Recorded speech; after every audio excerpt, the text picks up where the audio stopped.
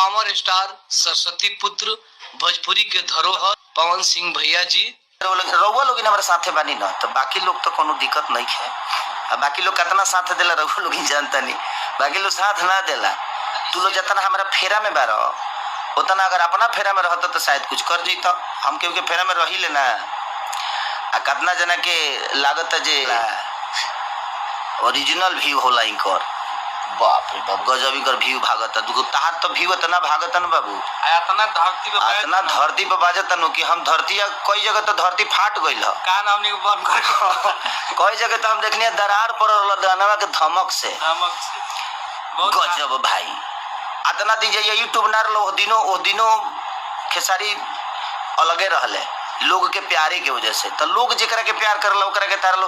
अब एगो मुर्गी के पीछे तू लोग पड़ गइल, जब तक लोग माने लात बचौनी ना काट देबा नु तले मुर्गी अस्थिर ना रही।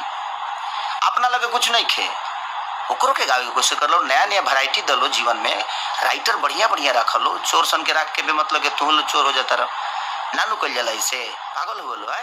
मुर्गा में बढ़िया लिखो।